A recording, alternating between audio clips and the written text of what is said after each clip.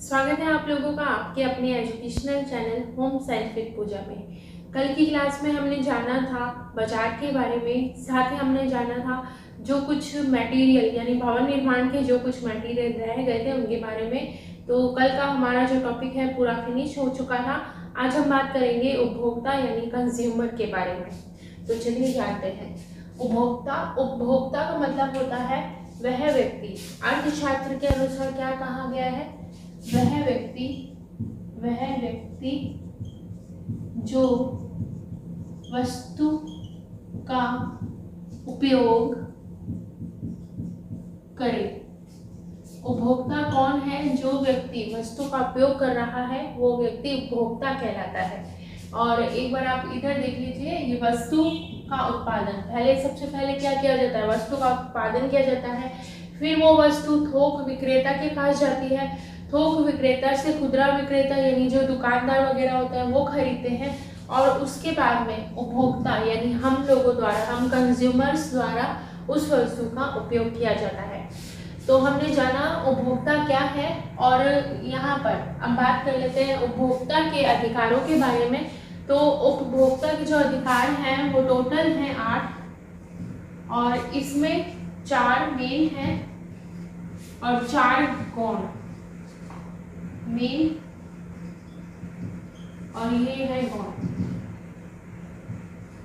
और उपभोक्ता के कौन कौन से हैं? टोटल जो है 4 हैं। और पहला कौन सा है? पहला है चयन का अधिकार। चयन का अधिकार। दूसरा आपका है सुरक्षा का अधिकार। तीसरा है सूचना, और लास्ट आपका है सुनवाई। तो चयन का अधिकार, उपभोक्ता जो है जब वो वस्तु को खरीदने जा रहा है तो उसे इस चीज का अधिकार है कि वो क्या वस्तु खरीदे और क्या नहीं खरीदे, मतलब उसे सिलेक्शन का अधिकार दिया गया है। नेक्स्ट है सुरक्षा का अधिकार। अगर वो वस्तु खरीद रहा है तो उस पर सुरक्षा देने का, उस पर सुरक्षा प्राप्त करने का उपभोक्ता का अधिकार है ये। जैसे कि हमने कोई वस्तु खरीदी तो उसको खरीदने के बाद हमें ये अश्योरिटी मिलनी चाहिए कि ये वस्तु इतने साल चलेगी या नहीं। जैसे कि आपकी होती है गारंटी है, वारंटी है, ये सब चीज़ें इसमें आएंगी। इसके बाद है सूचना का अधिकार। उपभोक्ता को कोई भी वस्तु अगर वो खरीद रहा है तो उसके बारे में सारी जो इम्पोर्टेंट डिटेल्स है उसके बारे में जानना का अधिकार रहता है। इसके बाद में है सुनवाई के उपभोक्ता के गौण अधिकारों के बारे में। पहला है आपका क्षतिपूर्ति का अधिकार।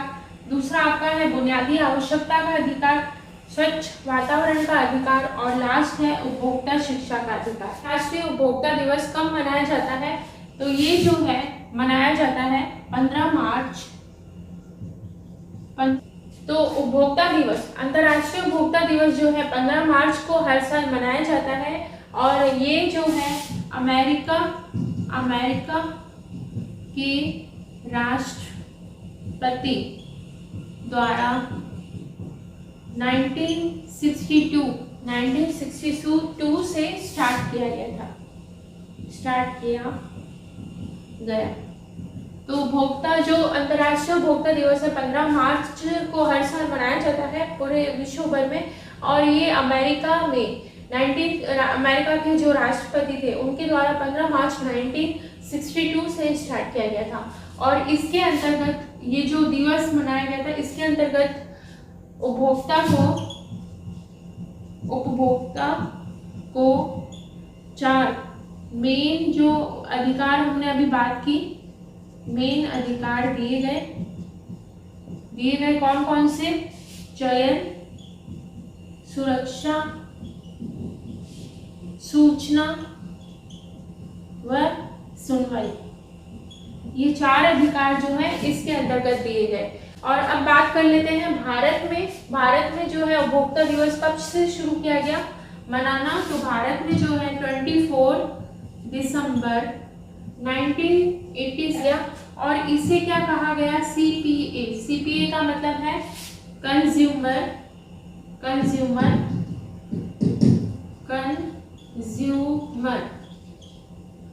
प्रोटेक्शन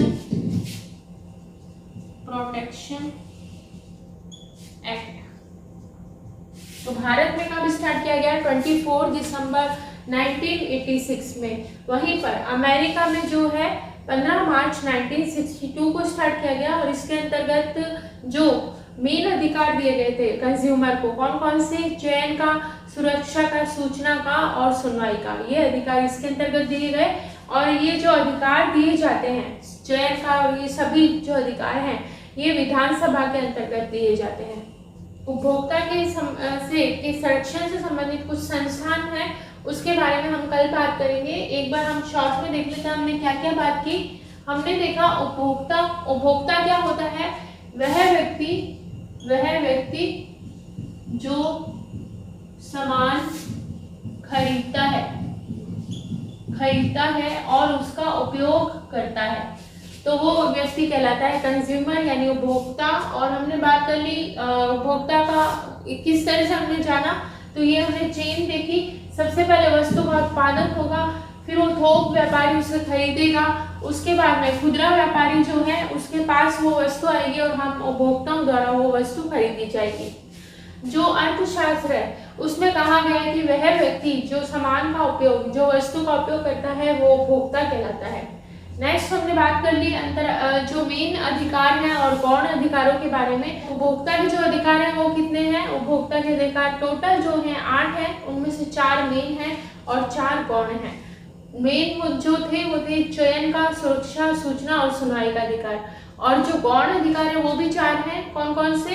क्षतिपूर्ति का अधिकार, बुनियादी सुविधाओं का अधिकार और साथ ही अच्छे वातावरण का अधिकार और उपभोक्ता शिक्षा का अधिकार। इसके बाद में हमने देखा उपभोक्ता दिवस किस तरह से शुरू हुआ था।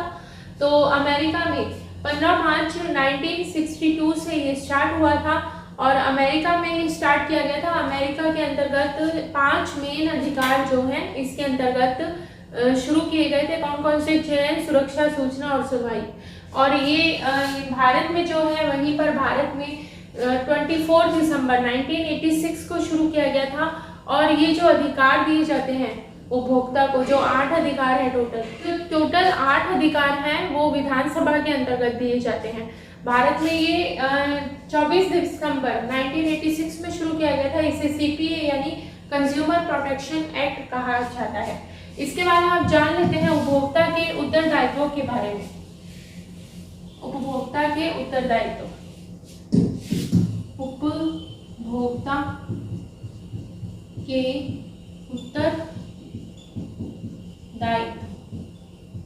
उत्तरदायित्वों के बारे में कौन कौन से हैं उपभोक्ता के उत्तरदायित्व? उपभोक्ता संगठन परिषदों का गठन।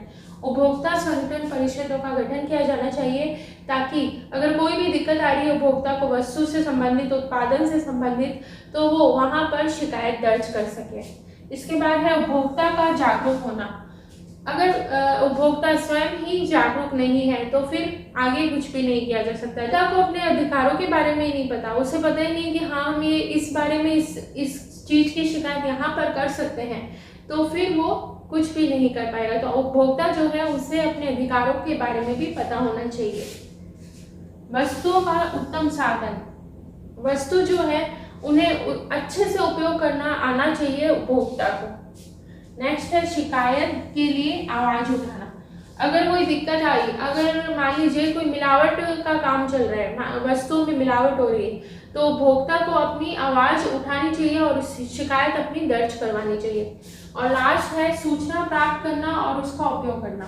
सूचना को प्राप्त करना मतलब उपभोक्ता को सूचनाएं पता होनी चाहिए। सूचनाएं जो अलग अलग, जैसे कि हम कल जानेंगे, अलग अलग एक्ट हैं जो कंज्यूमर के लिए बनाए गए हैं, तो उनके बारे में उपभोक्ता को नॉलेज होनी चाहिए और साथ ही उनका उपयोग करना भी आना चाहिए।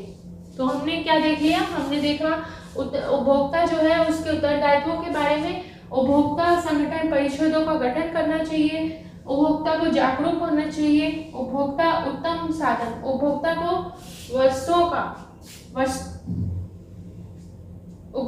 वस्तुओं का सही से उपयोग करना आना चाहिए। शिकायत के लिए आवाज उठाना, शिकायत अगर कोई है तो उसके लिए आवाज उठाना चाहिए और उपभोक्ता को सूचनाओं का ज्ञान होना चाहिए, साथ ही उसका उपयोग करना भी आना चाहिए। तो आज की क्लास में इतना ही। तो आज की क्लास में इतना ही, और कल क्लास में हम बात करेंगे। तो आज की क्लास में इतना ही, कल की क्लास में हम बात करेंगे उपभोक्ता से संबंधित कुछ एक्ट के बारे में। और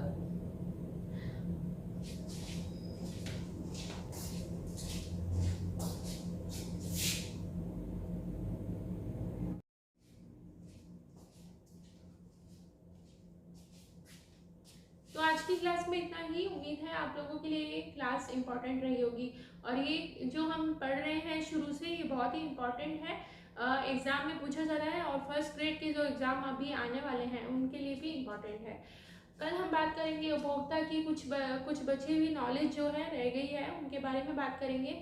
और आज की क्लास में इतना ही। Thank you so much.